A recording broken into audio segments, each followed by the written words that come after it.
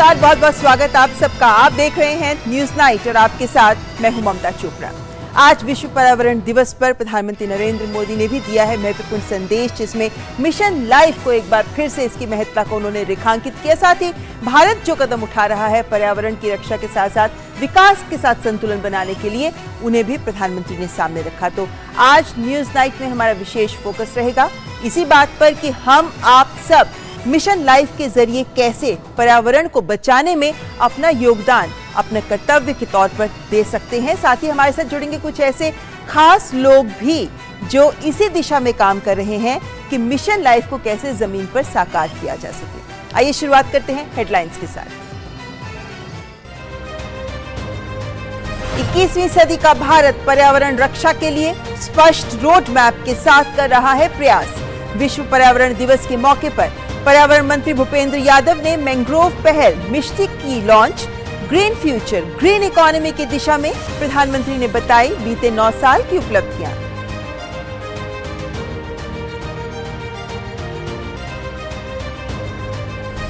Bharat America के रक्षा मंत्रियों की नई दिल्ली में द्विपक्षीय मुलाकात। दोनों देशों के बीच रक्षा सहयोग, सह निर्माण, स्टार्टअप इकोसिस्टम विकसित करने पर हुई चर्चा। हिंद प्रशांत क्षेत्र को मुक्त स्वतंत्र बनाए जाने पर भी दिया जोर।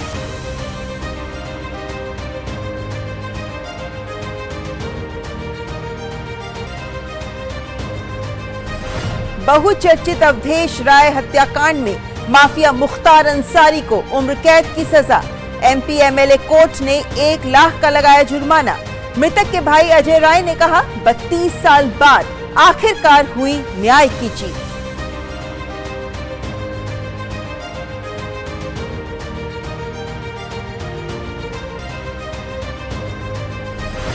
बालासोर रेल दुर्घटना के 51 घंटे बाद बहनगा में अप डाउन लाइनों पर सुचारू रूप से बहाल हुआ यातायात। हादसे में फंसे 17 यात्रियों के साथ एक विशेष ट्रेन पहुंची चेन्नई। 170 से ज्यादा मृतकों की अब तक हो चुकी है पहचान।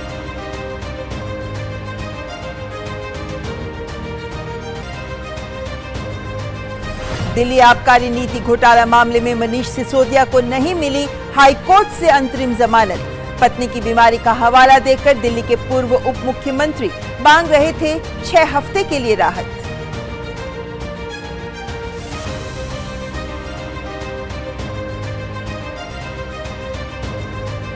सुल्तानगंज अगवानी गंगा पर बन रहे निर्माणाधीन पुल ढहने पर बिहार में सियासी बयानबाजी हुई तेज।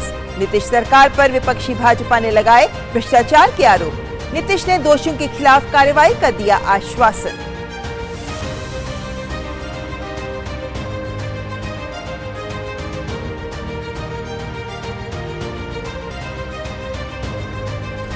National institutional ranking framework list 2023 में देश के विश्वविद्यालयों में आईआईएससी बेंगलुरु नंबर 1, इंजीनियरिंग में आईआईटी मद्रास ने मारी बाजी।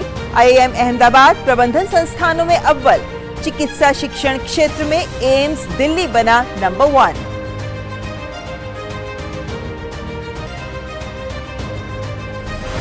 और खेलों में एशियाई अंडर 20 एथलेटिक्स चैंपियनशिप के शॉटपुट स्पर्धा में सिद्धार्थ चौधरी ने जीता स्वर्ण पदक।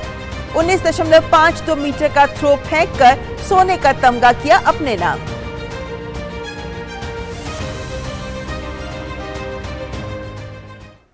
आइए देखते हैं खबरें विस्तार से। 5 जून जब विश्व पर्यावरण दिवस मनाता है।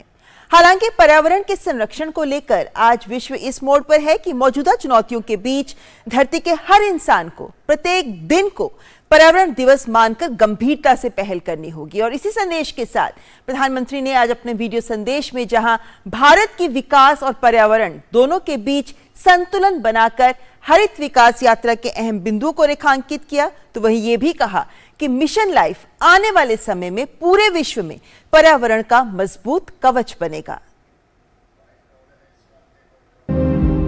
प्रधानमंत्री ने विश्व पर्यावरण दिवस के मौके पर अपने वीडियो संदेश के जरिए कहा कि गरीब और विकासशील देश कुछ विकसित देशों की गलत नीतियों की कीमत चुका रहे हैं और भारत ऐसे विकसित देशों के साथ जलवायु न्याय के विषय को मजबूती से उठाता रहा है। प्रधानमंत्री ने कहा कि भारत अपने विकास के लिए किसी अन्य क्षेत्र की तरह ही बड़े पैमाने पर पर्यावरण संरक्षण पर ध्यान केंद्रित कर रहा है। उन्होंने कहा कि सरकार ने पिछले 9 वर्षों में हरित और स्वच्छ ऊर्जा पर बल दिया। वहीं विश्व पर्यावरण दिवस के मौके पर दिल्ली के विज्ञान भवन में लाइफस्टाइल फॉर एनवायरनमेंट पर प्रदर्शनी लगाई गई। इस प्रदर्शनी में प्रकृति के अनुरूप जीवन शैली को बढ़ावा देने के लिए नए नए विचारों और समाधानों को दिखाया गया।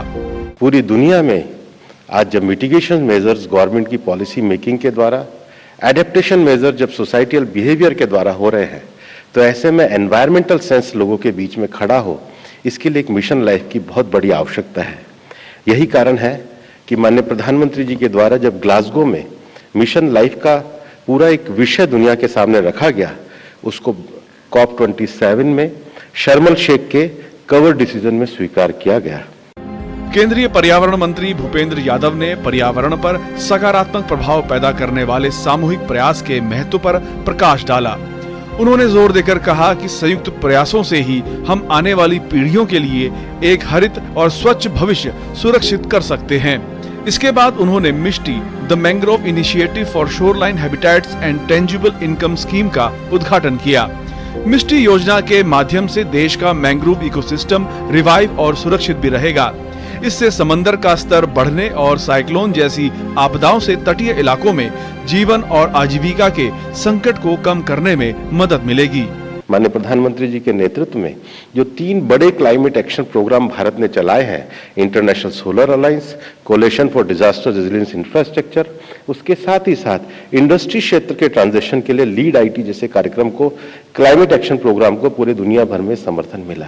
मुझे बताते हुए खुशी है कि इस बार जब प्रोजेक्ट टाइगर के 50 ईयर हम बना रहे हैं, तो भारत ने क्लाइमेट एक्शन प्रोग्राम में एक और बड़ा कदम बढ़ाते हुए दुनिया भर के लिए एक इंटरनेशनल बिग कैट अलायंस की घोषणा करी। विश्व के पर्यावरण को बचाने के लिए ये बहुत जरूरी है कि दुनिया का हर देश निहित स्वार्थों से ऊपर उठकर सोचे। लंबे समय तक दुनिया के बड़े और आधुनिक देशों में विकास का जो मॉडल बना, वो बहुत विरोधाभासी है। इस विकास मॉडल में पर्यावरण को लेकर बस ये सोच थी कि पहले हम अपने देश का विकास कर लें, फिर बाद में पर्यावरण की भी चिंता करेंगे। इससे ऐसे देशों ने विकास के लक्ष्य तो हासिल कर लिए, लेकिन पूरे विश्व के पर्यावरण को उनके विकसित होने की कीमत चुकानी पड़ी। भारत पर्यावरणीय प्रबंध और ई मोबिलिटी में अगुवाई कर रहा है। साथ मिलकर हम एक ऐसे भविष्य का निर्माण कर सकते हैं जहां हरियाली हो और आने वाली पीढ़ियां प्राकृतिक सुंदरता का आनंद उठा सकें। तापस भट्टाचार्य, डीडी न्यूज, दिल्ली। और आज भारत प्रधानमंत्री नरेंद्र मोदी के नेतृत्व में पर्यावरण को बचाने की दिशा में अग्रणी भूमिका निभा रहा है। भारत ने पर्यावरण के लिए विश्व पर्यावरण दिवस के मौके पर क्या क्या कदम उठाए जा रहे हैं भारत की ओर से, इसी को रेखांकित करते हुए आइए आपको दिखाते हैं हमारे संवाददाता तापस भट्टाचार्य की ये खास रिपोर्ट।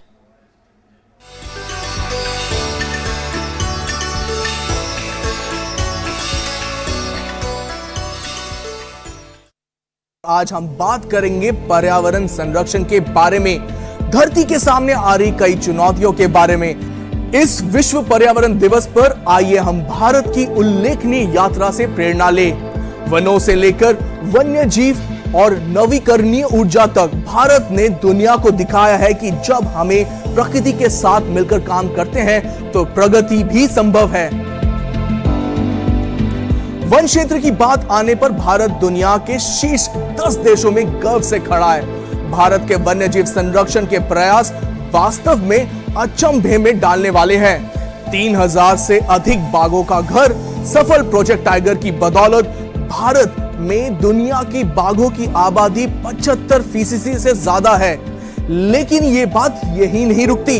भारत में चीता के पुनर्वास का काम प्रोजेक्ट चीता के तहत किया जा रहा है। इस तरह के प्रयास हमारे विविध वन्य जीवों को आने वाली पीढ़ियों के लिए संरक्षित कर रहे हैं।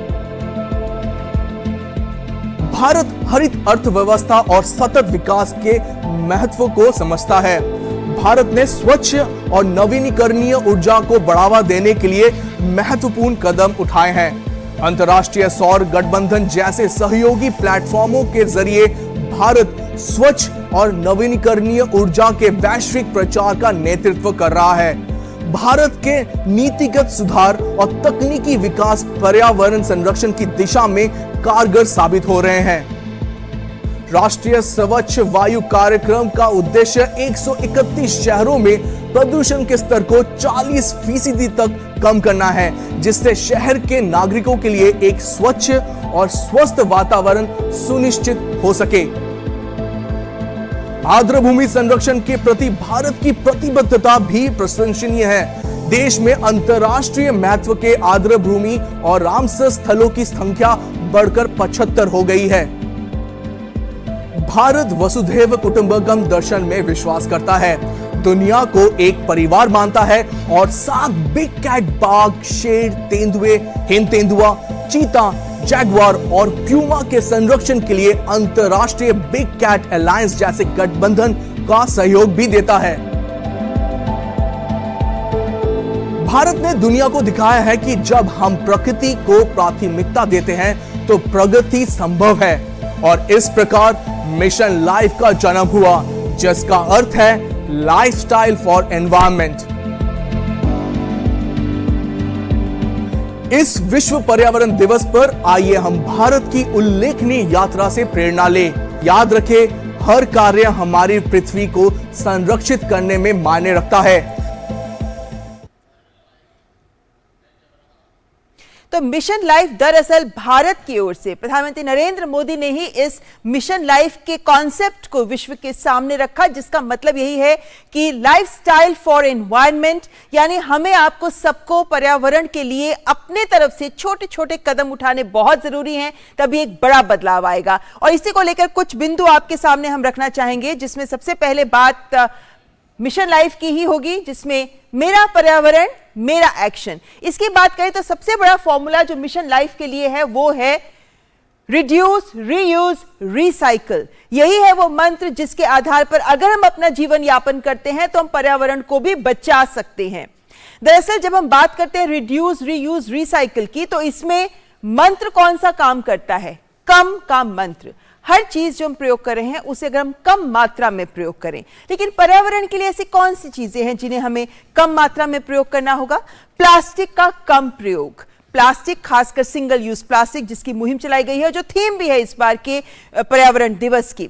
कचरा, अगर हम कम से कम कचरा उत्पन्न करेंगे तो हम इस पर्यावरण को बचा सकते हैं, क्योंकि कचरे से प्रदूषण होता है, पर्यावरण प्रभावित होता है। कम बिजली, बार बार ये बात कही जाती है कि जब आप कमरे से बाहर जाएं तो बिजली का स्विच ऑफ कर दें। ये छोटी छोटी पहल है जिसके लिए हमें आपको अपनी तरफ से एक जागरूकता लानी होगी, अपने जीवन, अपने लाइफस्टाइल में ही इसे अपनाना होगा कि जब आप बिजली का प्रयोग ना करें तो बिजली बंद कर दें, और जिस कमरे में आप ना हो वहां बिजली जलाकर ना रखें।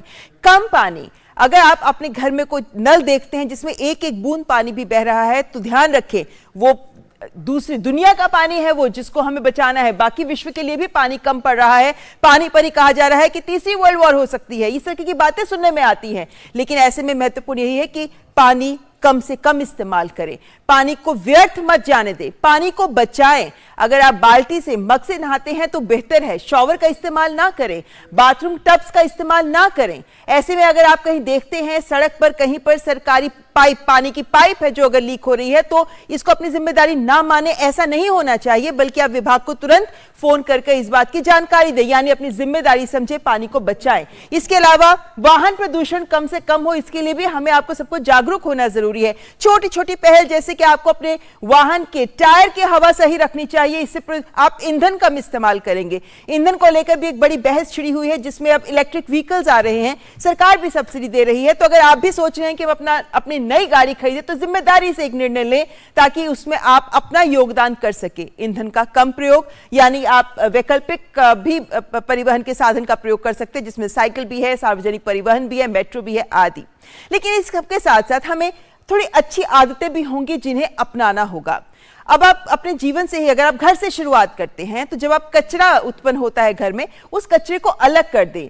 वेस्ट सेग्रीगेशन बहुत जरूरी है, इसको पृथक्करण करना बहुत जरूरी है। इसके अलावा पौधे लगाना तो हर बार कहा जाता है, खासतौर पर घरों में बच्चों को ये बातें जरूर समझाएं, बड़े भी इन बातों को समझें कि पौधे लगाना कितना जरूरी है। आप अपने घर से शुरुआत करें। अगर आप शहर में हैं, आप अपार्टमेंट्स में रहते हैं, तो छोटे छोटे गमलों में पौधे लगाएं। हर पौधा इस पर्यावरण के संरक्षण में अपनी तरफ से योगदान दे रहा है, तो ये छोटे छोटे कदम आप जरूर उठाएं। वर्षा जल संचयन करें। अगर आपकी सोसाइटीज में ये ऑप्शंस हैं तो उनको जरूर यूज करिए। अगर आप घर बना रहे हैं, उसकी छत पर अगर आपके पास रेन फॉरेस्ट करने के लिए ऑप्शन है तो आप इसको जरूर लें। वर्षा के जल का संचयन करेंगे तो धरती में जो वाटर टेबल है, जो जल का स्तर है, वो बढ़ेगा और ये सब हमारे पृथ्वी को बचाने में महत्वपूर्ण है।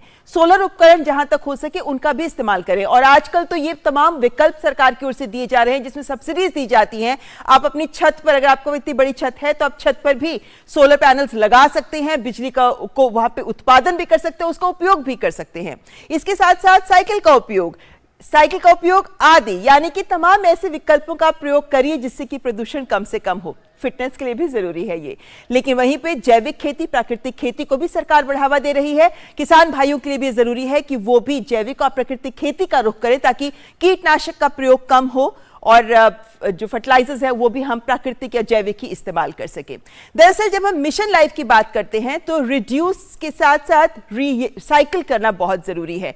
आपको एक उदाहरण देना चाहेंगे यहां पर कि एक जीन्स, हम अमूमन आजकल कहा जाता है कंज्यूमरिज्म का जमाना है, हम क्योंकि सस्ती चीजें मिलती हैं या डिस्काउंट्स पे मिलती हैं तो हम बिना सोचे समझे जरूरत है या नहीं हम खरीदारी में लग जाते हैं। लेकिन एक उदाहरण आपके सामने, एक जीन्स को बनाने में लगभग 3000 लीटर पानी का उपयोग करता है और तमाम तरीके के रसायनों का प्रयोग किया जाता है जिससे पर्यावरण प्रदूषित होता है और जल का भी इतना प्रयोग होता है। सिर्फ एक जीन्स की बात हो रही है यहाँ पे। वहीं आगे बढ़ते हैं, आपके सामने रखते हैं, क्योंकि एक बात यह कि आप बिना जरूरत की चीजों को ना खरीदें। अगर आपको जरूरत नहीं है तो उसको ना खरीदें, उसको रीयूज भी करें।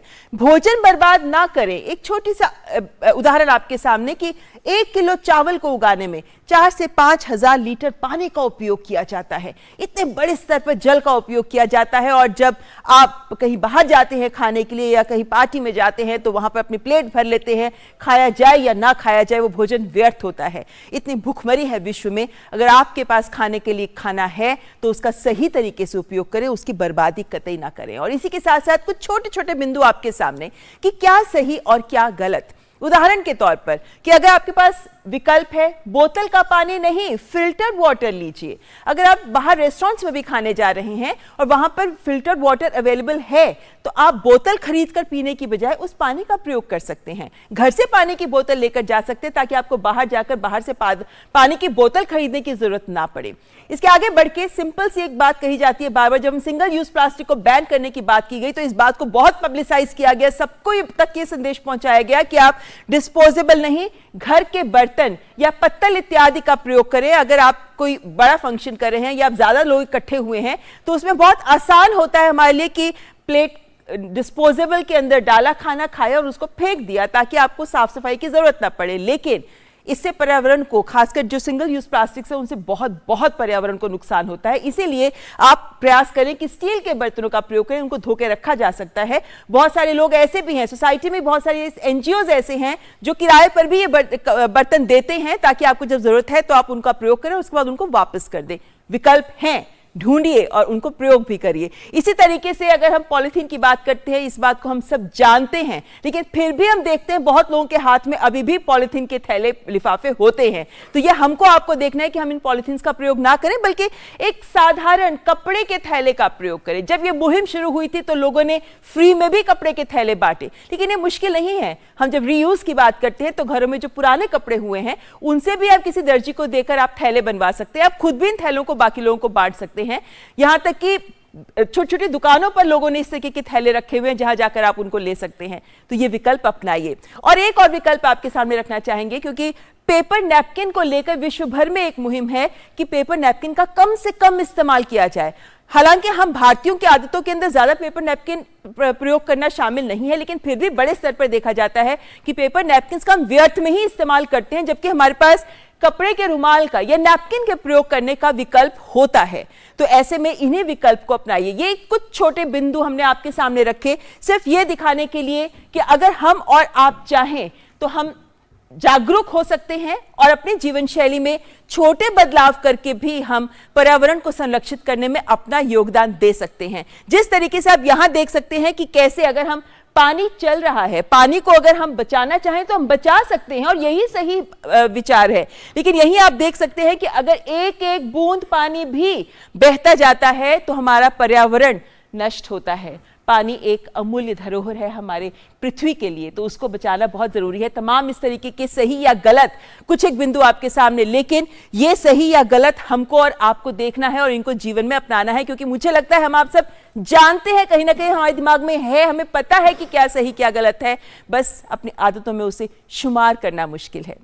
इसी बदलाव के लिए हमको आगे बढ़ना होगा। Mission life, lifestyle for environment को अपनाना होगा। न्यूज नाइट में आगे हम कुछ ऐसे विशेष लोगों से बात करेंगे जो मिशन लाइफ के लिए एक अलग सोच लेकर आगे बढ़ रहे हैं और इसीलिए उन्हें पुरस्कृत भी किया गया है। करेंगे उनसे बात न्यूज नाइट में आगे, लेकिन फिलहाल यहां रुकेंगे एक ब्रेक के लिए। जन औषधि केंद्रों पर मिलने वाली दवाओं की कीमत बाजार में जो दवाएं मिलती हैं उसी क्वालिटी की, लेकिन जन औषधि केंद्र में 50% से 90% तक उसकी कीमत कम होती है। भारतीय जन औषधि परियोजना के अंतर्गत अब तक देश भर में हजारों जन औषधि केंद्र खोले जा चुके हैं, जहां पर 1759 से अधिक दवाइयां और 280 सर्जिकल उपकरण बहुत ही कम कीमतों पर उपलब्ध हैं। अधिक जानकारी के लिए जन औषधि सुगम मोबाइल ऐप को डाउनलोड करें या टोल फ्री नंबर पर कॉल करें। सस्ती एवं उत्तम दवाएं जन औषधि केंद्र से लाएं।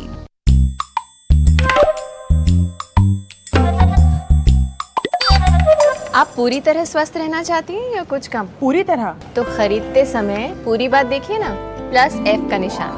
+F? रोज के खाने में कई पौष्टिक तत्वों की कमी रह ही जाती है, जिसका असर हमारे शरीर, दिमाग और उसकी वजह से पढ़ाई, रोजी रोटी, तरक्की हर चीज पे पड़ता है। आपकी भी। इतना खाता हूँ तब भी कमी? संपूर्ण पोषण की। इसलिए आटा, चावल, नमक, तेल और दूध खरीदते समय प्रोडक्ट पे +F के निशान पे नजर रखिए। इनमें विटामिन और आयरन जैसे तत्व नियमित और बारीक मात्रा में डाले जाते हैं, इसलिए देखने, पकाने के तरीके और स्वाद में कोई फर्क ही नहीं। कोई फर्क ही नहीं है तो डालते ही क्यों है? सिर्फ एक चीज पे बहुत फर्क पड़ता है, सेहत पे। Better nutrition for a better life. Start using products with +F logo from today. और ब्रेक के बाद एक बार फिर आपका स्वागत। न्यूज नाइट में आज हम बात कर रहे हैं पर्यावरण संरक्षण की और कैसे हम आप सब मिलकर इसमें अपना योगदान दे सकते हैं, यानी मिशन लाइफ को कैसे अपना सकते हैं। इसी से जुड़ा हमारा विशेष जो कहता है पर्यावरण संरक्षण, मिशन लाइफ का मंत्र। चर्चा के लिए हमारे साथ जुड़ी हैं स्टूडियो में पूर्णमाशा मिश्रा, जो रिसर्च स्कॉलर हैं बरहमपुर यूनिवर्सिटी से। स्वागत है आपका पूर्वी जी। और हमारे साथ डॉक्टर सोनिया ग्रोवर भी जुड़ गई हैं, आप फेलो हैं वाटर डिवीजन टेरी से। सोनिया जी आपका भी स्वागत। पूर्वी जी, आप टेक्सटाइल के क्षेत्र से जुड़ी हुई हैं और सस्टेनेबल फैशन की बात करती है, और हम सब जानते हैं कि जब सबसे ज्यादा प्रदूषण फैलाने वाले क्षेत्र की बात होती है तो उसमें टेक्सटाइल, वस्त्र उद्योग सामने आता है, तमाम रसायनों का इस्तेमाल किया जाता है इत्यादि। सस्टेनेबल फैशन की किस सोच को लेकर आप आगे बढ़ रही हैं, कैसे इस मैसेज को आप आगे पहुंचा रही हैं? नमस्ते। बेसिकली मेरा ये मानना है कि रिस्पॉन्सिबल कंजप्शन और प्रोडक्शन जो सस्टेनेबल डेवलपमेंट गोल है यूएन का, उसके अंतर्गत हमें सस्टेनेबल फैशन का पहले तो चयन करना है कि जो अवेलेबल फैशन आइटम्स हमारे सामने रखे हुए हैं हमें वो कैसे पता चले कि वो सस्टेनेबल प्रोडक्ट है या नहीं है। और इसी सोच को लेके हम लोगों ने जो भी रिसर्च हमारी आज तक रही है उसमें हम लोगों ने कुछ चीज़ें ऐसी आइडेंटिफाई की हैं, जैसे कि हैंडलूम प्रोडक्ट्स हो गए हमारे देश में, जो कि काफ़ी मानी जाती हैं और बहुत सारे लोग उसको इस्तेमाल भी करते हैं। तो उस क्षेत्र में हमने इसको पहला पायलट स्टडी किया है, जिसमें हम इंडियन हैंडलूम्स को एक सस्टेनेबल फैशन के तौर पे देखना चाहते हैं वस्त्रों में। वैसे ही हमारे पास बहुत सारी ऐसी इंडस्ट्रीज़ हैं जो फैशन आइटम्स को बनाती हैं, जो हम लोग ज़्यादातर यूज़ करते हैं। बट हमारा जो मेजर गोल है वो है कि हम एक गारमेंट बनने से पहले, एक वस्त्र बनने से पहले जो हम खरीदते हैं किसी भी ब्रांडेड आउटलेट से, वो पूरा देश घूम के आ जाता है। एक जगह उसकी थ्रेड बनती है, एक जगह फैब्रिक बनता है, स्टिच कहीं और होता है, पैकिंग कहीं और होती है। सिमिलरली जो आपने अभी बोला कि 3000 लीटर से ज़्यादा पानी खर्चा होता है एक जीन्स बनाने में, और उससे भी ज़्यादा पॉइजनस होता है वो डाई जिससे वो जीन्स बनाई जाती है, जो दिल्ली के पास भी बनती है और लोग उससे अफेक्टेड भी हुए हैं। तो इस सब चीज़ों को हम लड़ना चाहते हैं। और लेकिन पूर्वी जी, जैसा हम जानते हैं कि जब हम कृषि क्षेत्र के उदाहरण के तौर पर बात करते हैं तो हम जानते हैं कि आपके पास विकल्प होता है। कहा जाता है भाई ये ऑर्गेनिक खाना है, ये उस पर लिखा होता है पैकेट के ऊपर ये ऑर्गेनिक है, तो हमारे पास ऑप्शन होता है कि मैं ये लूं या मैं ऑर्गेनिक लूं। इसी तरीके से वस्त्रों की बात जैसे आप कह रही हैं कि कौन से वस्त्र में कितने कम केमिकल्स का इस्तेमाल हुआ इत्यादि, एक आम जन कैसे समझेगा इस बात को, क्योंकि सब ब्रांड्स देखते हैं, इन चीज़ों को कोई देखता ही नहीं है। जी, हमारे देश में अभी बहुत सारी ऐसी स्टार्टअप्स हैं, बहुत सारे ऐसे बुटीक्स हैं जहाँ पे ऑर्गेनिक डाइज यूज़ करके सस्टेनेबल फैशन बनाया जाता है। और आप अगर ऑनलाइन ढूंढेंगे तो आपको भी बहुत सारी ऐसी ब्रांड्स मिल जाएंगी जहाँ पे लोग सस्टेनेबल फैशन को बेचते हैं। लेकिन जो आपने सही सवाल पूछा कि आम आदमी इसको कैसे जाने, तो जो हमारा आइडिया है वो बेसिकली इसी पे आधारित है जिस पे हम काम करना चाहते हैं। जैसे दूसरे देशों में बहुत सारी इंडेक्सेस हैं जिसमें सस्टेनेबल फैशन को नेगेटिव या पॉजिटिव मार्क्स दिए जाते हैं, बहुत सारे डिफरेंट पॉइंट्स के आधार पे, जैसे कि वो बन रहा है मैन्युफैक्चरिंग पे। वैसे ही हम भी चाहते हैं कि हर गारमेंट के लेवल पे एक टैग बने, जैसे हम जूस या फ्रूट जूस जैसे नॉर्मली हम दुकान से खरीदते हैं और जो पैकेज्ड होता है उसमें न्यूट्रिशनल वैल्यू लिखे होते हैं, केमिकल्स एडेड लिखे होते हैं। मानदंड होने चाहिए। जी जी, कुछ मानदंड जिनको लिखा जाए जिसके या। आधार पर एक आम व्यक्ति भी पहचान सके कि ये एक तरीके से सेफ कपड़ा है या ये ऑर्गेनिक टर्म मैं यूज कर रही हूँ लेकिन इस तरीके का एक कपड़ा है। हमारे साथ डॉक्टर सोनिया ग्रोवर भी जुड़ी हुई हैं। डॉक्टर ग्रोवर, जल संरक्षण एक बहुत बड़ा मुद्दा है, हर जन इसके लिए आगे आए ये भी जरूरी है। आप खुद जल संरक्षण के क्षेत्र में काम कर रही हैं, आपका काम किस तरह का है जिसके आधार पर आपको पुरस्कार भी मिला है? जी, नमस्कार सबको। मेरा जो आइडिया मैंने लाइफ मिशन के अंतर्गत सबमिट किया था, जिसका जो चुना भी गया, उसके अंदर मेरी कोशिश है कि जल का संरक्षण रेस्टोरेंट सेक्टर में हो। ये एक ऐसा सेक्टर है जो थोड़ा सा भी अछूता है, क्योंकि सरकार की तरफ से मुहिम है जिसमें कि इंडस्ट्रीज हो गई या किसानों तक भी जल संरक्षण की योजनाएं पहुंच रही हैं। शहर भी इसमें आगे बढ़ चढ़कर हिस्सा ले रहे हैं स्मार्ट सिटी अमृत मिशन के थ्रू। पर रेस्टोरेंट एक ऐसा है जो हमारी जीवन शैली का एक पार्ट बन गया है। आजकल बाहर जाना, बाहर से खाना मंगाना एक आमूनन बात है, पर हम अगर वहां देखें तो पानी की वेस्टेज के ऊपर कोई भी बात नहीं करता।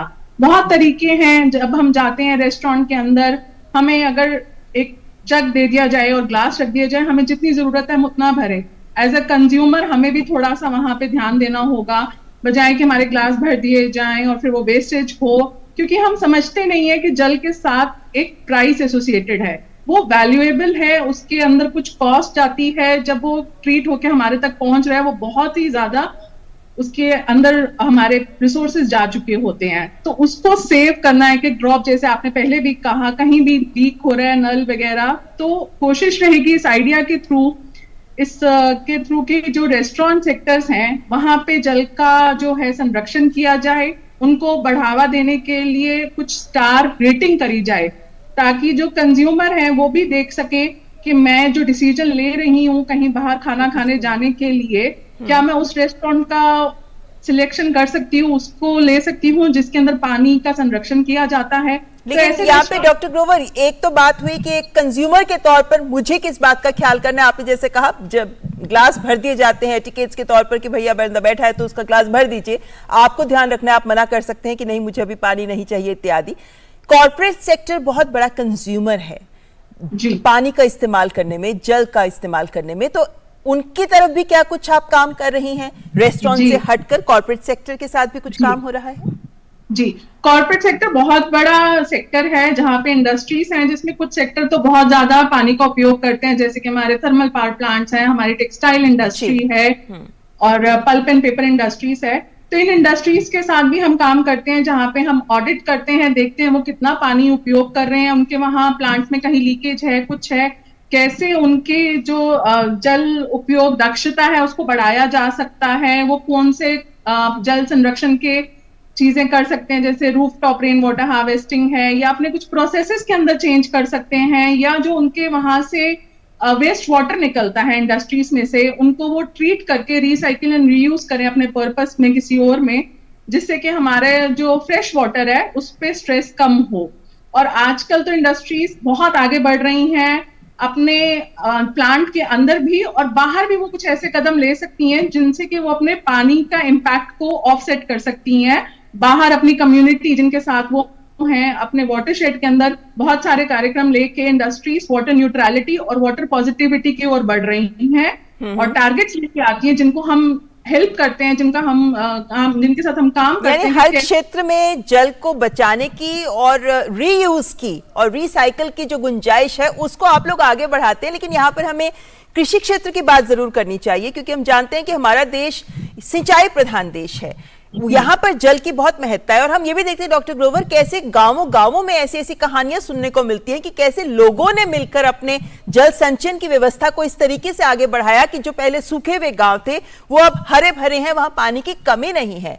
क्या ये संदेश सभी ग्रामीण भारत में सब लोगों तक पहुंच रहा है, क्योंकि पानी की महत्ता हमारा ग्रामीण भारत सबसे ज्यादा समझता है? बिल्कुल, और मैं तो कहूंगी कि ग्रामीण लोग पानी को अच्छे से ही यूज करते हैं, जिसको हम कहते हैं कि एफिशिएंटली यूज करना, बजाय के यहाँ जो हमारे सिटी के लोग हैं। और बहुत ऐसे उदाहरण सामने आए हैं जहाँ पे एक तालाब जिसमें कि गंदा पानी एकत्रित होता था, उसको साफ करके उसकी डीसिल्टिंग करा के इस तरीके से गांव वालों ने मिलके उसके अंदर काम करा है कि वो अब रेन वाटर को कैप्चर करता है और उसको ग्राउंड वाटर, भूमिगत जो हमारा ग्राउंड वाटर है उसको रिचार्ज करने की कोशिशें हो रही हैं। उससे क्या हो रहा है कि हमारा भूमि जल का भी स्तर बढ़ रहा है और वो साफ पानी और भी कामों में इस्तेमाल तो हो क्या सकता है। आप भी इन लोगों तक पहुंचने का प्रयास करती हैं? मतलब हैंड होल्डिंग की जरूरत सबको होती है, जहां हो गया वहां सही है, लेकिन जहां नहीं हो पा रहा है वहां लोगों को मार्गदर्शन की और कुछ हैंड होल्डिंग की जरूरत होती है, जिसके बाद एक बार शुरुआत हो जाए तो ग्रामीण अपने आप ही अपने इस काम को आगे बढ़ा लेते हैं। जी, तो मेरी संस्था, मैं टेरी से हूँ, हम लोग ऐसे प्रोजेक्ट बहुत सारे करते हैं। अभी हाल ही में हमने पंजाब और राजस्थान के कुछ गांवों में यही काम करा है, पॉन्ड रिजुविनेशन, जहाँ पे हमने लोकल लोगों के साथ उनको ट्रेन करा, उनको समझाया और उन्हीं को फिर हम काम करके हैंड ओवर कराए, ताकि वो ONM उसका ऑपरेशन मेंटेनेंस देखभाल कर सकें और अपने गाँव की धरोहर मान के उसे आगे बढ़ाएं। जी बिल्कुल। तो पूर्वी जी, चलते एक सवाल लेना चाहूंगी आपसे, क्योंकि आपने कहा जैसे ब्रांडेड शोरूम्स वाले हैं या जो बड़े टेक्सटाइल कंपनीज हैं उनके साथ, हम जानते हैं हमारे वस्त्र उद्योग में एक बहुत बड़ा सेक्टर MSMEs का होता है, स्मॉल इंडस्ट्रीज का भी होता है, जहां पर जो वस्त्र उद्योग से जुड़े होते हैं उन तक पहुंचने के लिए मिशन लाइफ को इस उद्योग के साथ जोड़ना भी कितना महत्वपूर्ण तो है, लेकिन कितना संभव भी है? पहले तो मैं ये बताना चाहूँगी कि फैशन जो इंडस्ट्री है वो अनऑर्गेनाइज्ड है। बहुत सारे माइक्रो स्मॉल इंडस्ट्रीज इसमें काम करते हैं, जिसमें टेलर्स भाई और बहनें हैं हमारी, जो घर घर में ये फैशन की स्टिचिंग होती है। बहुत सारी गवर्नमेंट की स्कीम्स है जिसमें ये फैशन स्टिच किया जाता है। और ज़्यादातर अगर हमें ये स्कोरिंग सिस्टम को चलाना या बढ़ाना है या फिर लोगों को तक पहुंचाना है तो हमें MSMEs तक पहुंचना ही होगा।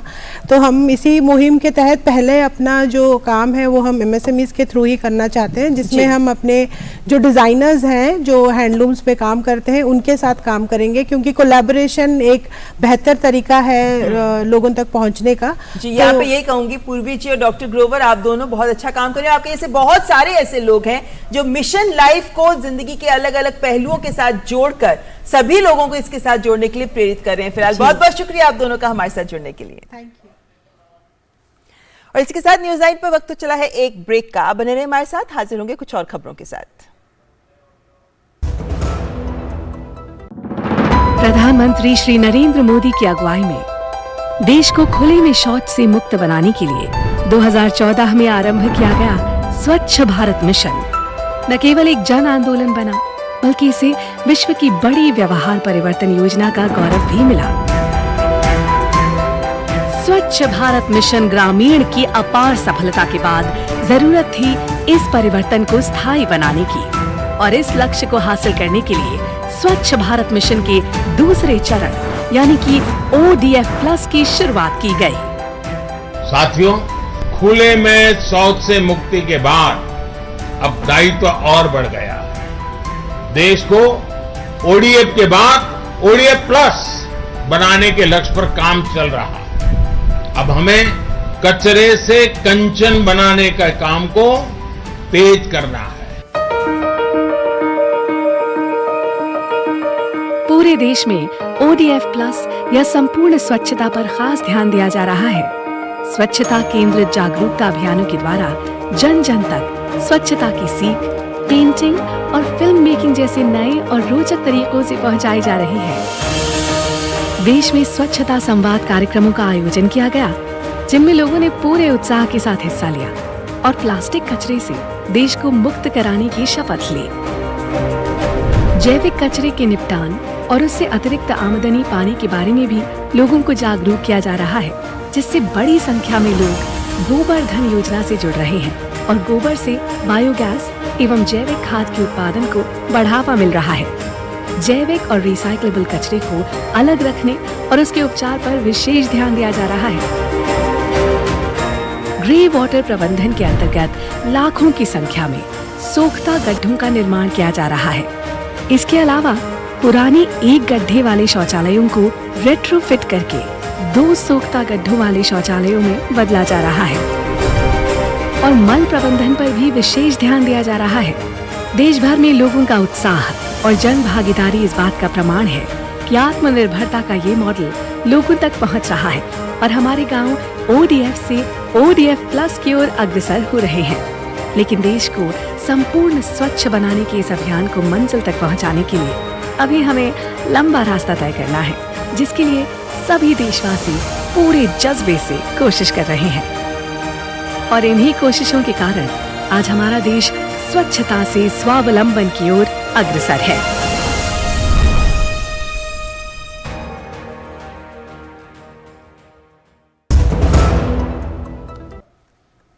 रक्षा मंत्री राजनाथ सिंह ने नई दिल्ली में अमेरिका के रक्षा मंत्री लॉयड ऑस्टिन से द्विपक्षीय वार्ता की। ये बैठक रणनीतिक हितों की एकरूपता, सुरक्षा सहयोग में वृद्धि सहित कई क्षेत्रों में रक्षा सहयोग बढ़ाने पर केंद्रित रही। भारत अमेरिका साझेदारी एक स्वतंत्र, मुक्त और नियम आधारित हिंद प्रशांत क्षेत्र को सुनिश्चित करने के लिए महत्वपूर्ण है और भारत क्षमता निर्माण और अपनी रणनीतिक साझेदारी को और मजबूत करने के लिए सभी क्षेत्रों में अमेरिका के साथ मिलकर काम करने के लिए तैयार है। भारत और अमेरिका के रक्षा मंत्रियों के बीच नई दिल्ली में हुई ये मुलाकात क्षेत्रीय सुरक्षा और स्थिरता के साथ ही वैश्विक रणनीति के मद्देनजर भी काफी अहम है। रक्षा मंत्री राजनाथ सिंह और अमेरिकी रक्षा मंत्री लॉयड ऑस्टिन ने रक्षा सहयोग और रक्षा सामग्री निर्माण को लेकर विस्तार से चर्चा की। वहीं नई तकनीक विकसित करने, नई प्रणालियों पर साथ मिलकर निर्माण करने, रक्षा क्षेत्र में स्टार्टअप इकोसिस्टम को बढ़ावा देने पर भी जोर रहा। अमेरिका भारत रक्षा औद्योगिक सहयोग के लिए एक रोड मैप तैयार किया, जो अगले 5 वर्षों के लिए मार्गदर्शन करेगा। We also discussed an important new initiative, INDUS-X, that aims to jumpstart partnerships between the U.S. and Indian defense innovation sectors. And we're looking forward to the formal launch of INDUS-X in conjunction with Prime Minister Modi's state visit to Washington. We're not only sharing technology together, we are cooperating alongside each other more than ever before. We discuss ways to increase information sharing, as well as new initiatives to improve maritime cooperation, including in the undersea domain. एक लोचदार supply chain स्थापित करने के अलावा defence, artificial intelligence और defence space पर भी चर्चा की। वहीं हिंद प्रशांत सहित क्षेत्रीय सुरक्षा पर ध्यान केंद्रित करते हुए व्यापक चर्चा की। द्विपक्षीय वार्ता से पहले अमेरिका के रक्षा मंत्री को मानेकशॉ केंद्र में तीनों सेनाओं की टुकड़ी द्वारा गार्ड ऑफ ऑनर भी दिया गया।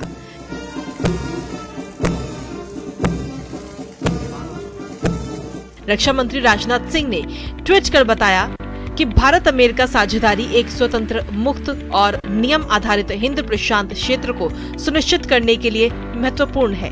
भारत क्षमता निर्माण और अपनी रणनीतिक साझेदारी को और मजबूत करने के लिए सभी क्षेत्रों में अमेरिका के साथ मिलकर काम करने को लेकर आशान्वित है। 2 दिवसीय यात्रा पर भारत आए अमेरिकी रक्षा मंत्री ने भारत के राष्ट्रीय सुरक्षा सलाहकार अजीत डोवाल से भी मुलाकात की। चर्चा के दौरान सैन्य क्षमता को बढ़ाए जाने, तकनीक का आदान प्रदान करने और विभिन्न क्षेत्रों में विभिन्न देशों द्वारा राष्ट्रीय सुरक्षा की प्राथमिकता के मद्देनजर कार्रवाई सुनिश्चित करने की स्वतंत्रता पर भी जोर दिया गया। नंदिता डागर के साथ ब्यूरो रिपोर्ट। 32 साल पुराने वाराणसी के बहुचर्चित अवधेश राय हत्याकांड में विशेष एमपी एमएलए कोर्ट ने माफिया मुख्तार अंसारी को आजीवन कारावास और 1,20,000 रुपए के जुर्माने की सजा से दंडित किया है। जुर्माना अदा न करने पर मुख्तार को 6 महीने की अतिरिक्त कारावास की सजा भुगतनी होगी।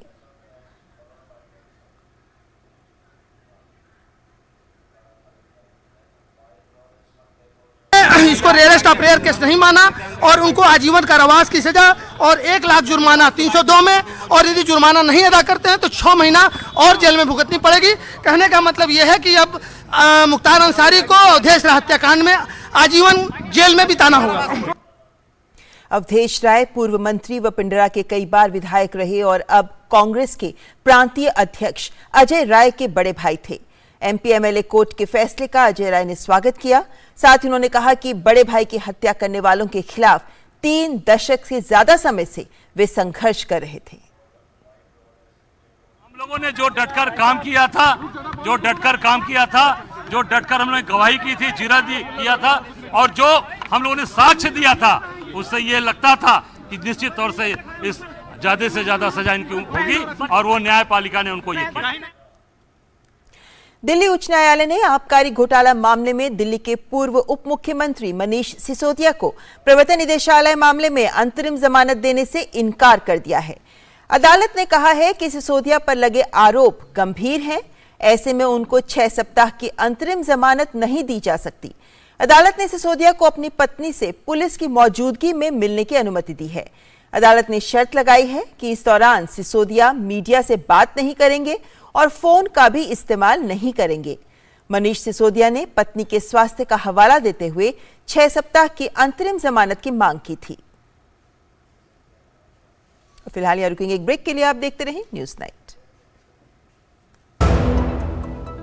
जन औषधि केंद्रों पर मिलने वाली दवाओं की कीमत बाजार में जो दवाएं मिलती हैं उसी क्वालिटी की, लेकिन जन औषधि केंद्र में 50% से 90% तक उसकी कीमत कम होती है। भारतीय जन औषधि परियोजना के अंतर्गत अब तक देश भर में हजारों जन औषधि केंद्र खोले जा चुके हैं, जहां पर 1759 से अधिक दवाइयां और 280 सर्जिकल उपकरण बहुत ही कम कीमतों पर उपलब्ध हैं। अधिक जानकारी के लिए जन औषधि सुगम मोबाइल ऐप को डाउनलोड करें या टोल फ्री नंबर पर कॉल करें। सस्ती एवं उत्तम दवाएं जन औषधि केंद्र से लाएं। बालासोर रेल दुर्घटना के बाद इस रेल मार्ग पर फिलहाल यातायात शुरू हो गया है।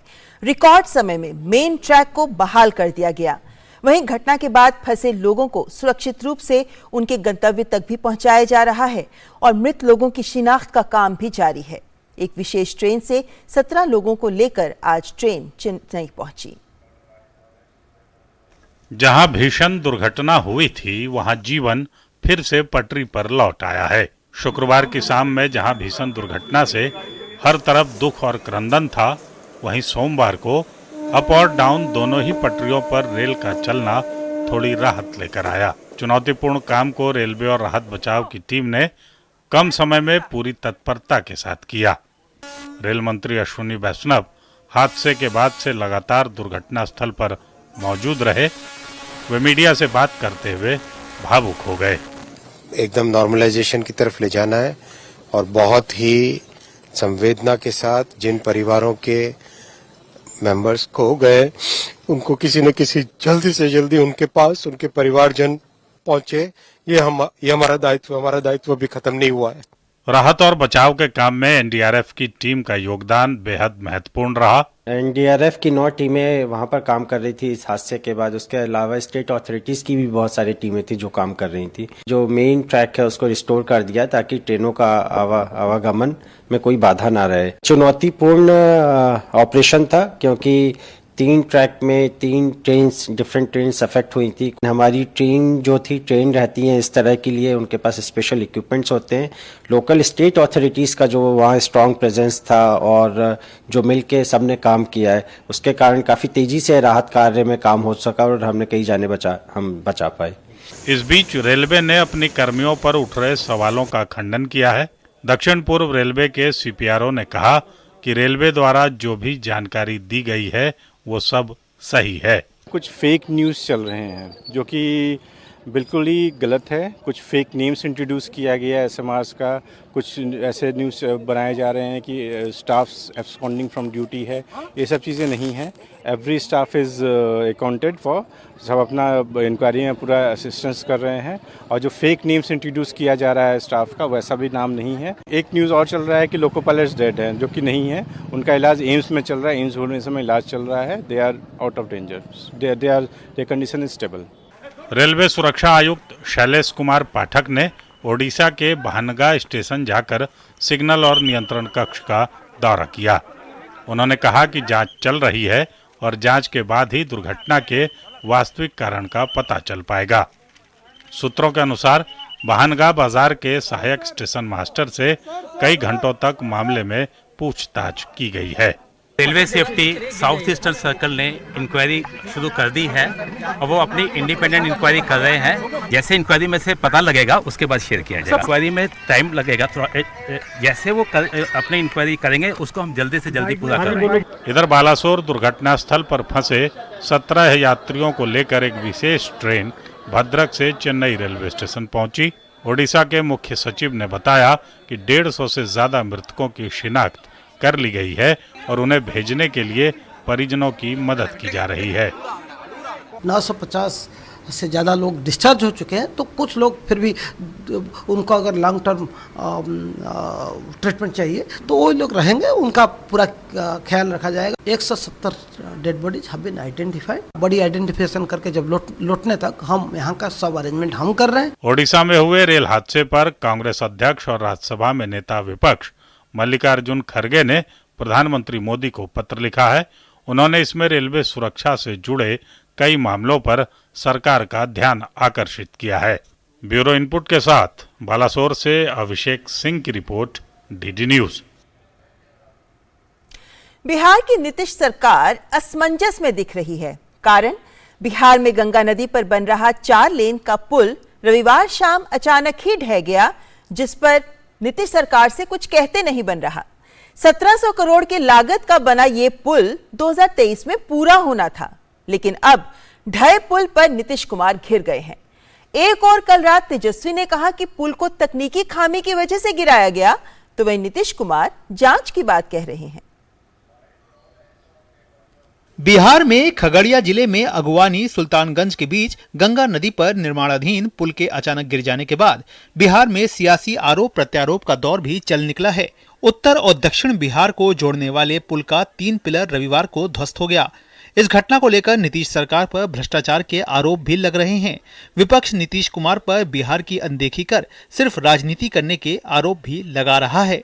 ये पुल ध्वस्त नहीं हुआ है, बिहार सरकार की क्रेडिबिलिटी ध्वस्त हुई, एक विश्वसनीयता ध्वस्त हुई। और ये भी एक बड़ा सवाल है कि अगर ये पुल चालू हो जाता, लोग चलते रहते, तो कितने लोगों की जान जाती। खास करके अगर पहले गिरा हुआ था पुल तो दूसरी बार गिरा है, तो उस कंपनी के खिलाफ क्या कार्रवाई हुई? तो ये तो आपने जनता के साथ अपराध किया है, उनके जीवन के साथ। योगायोग की बात थी कि लोग नहीं थे पुल पर या बाकी नहीं था। उस पुल के बनाने में पर्टिकुलरली या तो इंजीनियरिंग का बहुत बड़ा फेल्योर है या भ्रष्टाचार की प्रकाष्ठा है या कोई सॉलिड गड़बड़ है। उसमें जो भी दोषी हैं, right from top to bottom, पूरी उसकी जांच हो, निष्पक्षता से जांच हो। पुल गिरने की घटना से 1700 करोड़ रुपए का नुकसान तो हुआ ही है, वहीं राज्य सरकार के मुख्यमंत्री और उप मुख्यमंत्री दोनों के ही अलग अलग बयान भी भ्रम की स्थिति पैदा कर रहे हैं। जहां एक ओर तेजस्वी यादव ने दावा किया है कि पुल में खामियां थीं, इसलिए एक्सपर्ट की राय पर इसे गिराया गया, तो दूसरी ओर मुख्यमंत्री नीतीश कुमार ने संबंधित लोगों के खिलाफ सख्त कार्रवाई करने की बात कही है। जांच करके एक्शन होगा और जो अगर ठीक से नहीं कर रहा तो उसकी जगह पर कोई दूसरे तरफ से करवाए। हमको बहुत तकलीफ है, आप जान लीजिए। हम तो चाह रहे थे बहुत जल्दी हो जाए, आखिर मेरी इच्छा थी ना जी। हम सब जगह घूमते थे तो उसी समय हमने कहा ये सड़क, ये पुल बन जाएगा तो लोगों को बहुत सुविधा होगी। IIT रुड़की का ये रिपोर्ट है, इस रिपोर्ट के आधार पर हम लोगों का निर्णय था कि पूरी तरीके से तोड़ करके, क्योंकि बार बार कंप्लेन आ रहा था, माननीय सदस्यों ने दोनों बार जो है इस बात को दोनों सदस्यों ने विधानसभा में उठाया था, तो अब हम लोग निर्णय पे ले कि भाई नहीं, इसको पूरी तरीके से तोड़वा करके, क्योंकि कोई रिस्क नहीं लेना है, इसलिए पूरी तरीके से तोड़वा करके पुनः सिरे से हम लोग जो है कार्य को प्रारंभ करेंगे। 1711 करोड़ रुपए की लागत से बन रहे इस पुल के निर्माण पर पहले से ही सवाल उठ रहे थे।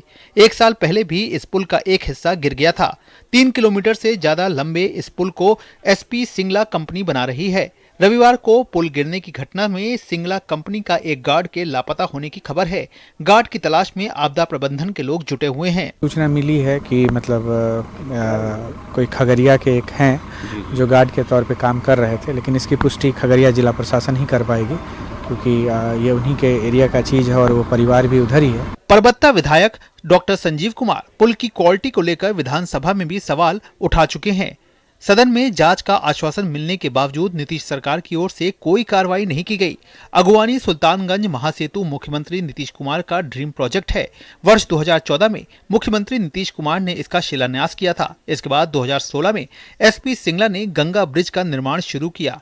पुल निर्माण कार्य नवंबर 2019 में पूरा होना था, लेकिन डेडलाइन बढ़ाकर जुलाई 2021 कर दी गई। काम 2021 में भी पूरा नहीं हुआ और इसे 2023 के आखिर में पूरा होना था, लेकिन ताजा घटनाक्रम से अब जनता के 1700 करोड़ रुपए पर ग्रहण नजर आ रहा है। Bureau report, DD news, Delhi. देश में पिछले कई दिनों से अपनी मांग को लेकर अड़े बजरंग पुनिया, साक्षी मलिक और विनेश फोगाट अब अपने ड्यूटी पर वापस लौट गए हैं। ये खिलाड़ी भारतीय कुश्ती महासंघ के निवर्तमान अध्यक्ष बृजभूषण शरण सिंह के खिलाफ जंतर मंतर पर बीते कई दिनों से प्रदर्शन कर रहे थे। बृजभूषण पर यौन शोषण के आरोप इन खिलाड़ियों ने लगाए। पहलवान साक्षी मलिक ने विरोध प्रदर्शन वापस लेने पर स्पष्टीकरण दिया। उन्होंने कहा कि वे रेलवे के प्रति भी अपनी जिम्मेदारी के साथ साथ सत्याग्रह जारी रखेंगे। केंद्रीय सड़क परिवहन और राजमार्ग मंत्री नितिन गडकरी ने सोमवार को वीडियो कॉन्फ्रेंसिंग के माध्यम से असम में नौगांव बाईपास तेलियागांव और तेलियागांव रंगगरा के बीच 4 लेन खंड का उद्घाटन किया। साथ ही उन्होंने असम में मंगलदई बाईपास और डबोका परखुआ के बीच 4 लेन खंड की नींव रखी। इस अवसर पर असम के मुख्यमंत्री हेमंत बिस्व शर्मा भी मौजूद रहे।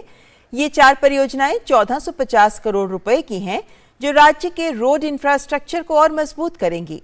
केंद्रीय मंत्री ने ब्रह्मपुत्र नदी पर 6 लेन का पुल बनाने की भी घोषणा की। इस पुल से गुवाहाटी में नारंगी से कुरुवा के बीच संपर्क स्थापित हो सकेगा। राष्ट्रीय राजमार्ग 127 पर नौगांव बाईपास से तेलियागांव खंड तथा इसी राजमार्ग पर तेलियागांव से रंगागारा को 4 लेन करने संबंधी परियोजना राष्ट्र को आज केंद्रीय मंत्री ने समर्पित की। शिक्षा मंत्रालय ने इस साल के राष्ट्रीय संस्थान रैंकिंग फ्रेमवर्क यानी NIRF को जारी किया। भारतीय प्रौद्योगिकी संस्थान IIT मद्रास लगातार 5वें वर्ष समग्र श्रेणी में शीर्ष पर कायम है। वहीं विश्वविद्यालय श्रेणी में भारतीय विज्ञान संस्थान IIMC बेंगलुरु प्रथम स्थान पर है। शिक्षा मंत्रालय ने इस वर्ष कुल 12 श्रेणियों में NIRF रैंकिंग जारी की। इसमें overall, university, engineering, management, college, pharmacy, medical, law और डेंटल रिसर्च इंस्टीट्यूशंस के अलावा एग्रीकल्चर एंड अलाइड सेक्टर्स और आर्किटेक्चर एंड प्लानिंग शामिल हैं। इस वर्ष NIRF में कृषि और संबद्ध क्षेत्रों का एक नया विषय जोड़ा गया। साथ ही आर्किटेक्चर अनुशासन का नाम बदलकर आर्किटेक्चर एंड प्लानिंग कर दिया गया है। समग्र श्रेणी में भारतीय प्रौद्योगिकी संस्थान मद्रास प्रथम पायदान पर है। इसमें भारतीय विज्ञान संस्थान IIMC बेंगलुरु, IISc बेंगलुरु दूसरे स्थान पर और भारतीय प्रौद्योगिकी संस्थान IIT दिल्ली तीसरे स्थान पर रहे। वहीं विश्वविद्यालय की श्रेणी में भारतीय विज्ञान संस्थान IISc बेंगलुरु प्रथम, जबकि जवाहरलाल नेहरू विश्वविद्यालय JNU नई दिल्ली दूसरा और जामिया मिलिया इस्लामिया दिल्ली तीसरे पायदान पर हैं। और इसी के साथ न्यूज नाइट में आज बस इतना ही। हमारी पूरी टीम को दीजिए इजाजत। नमस्कार।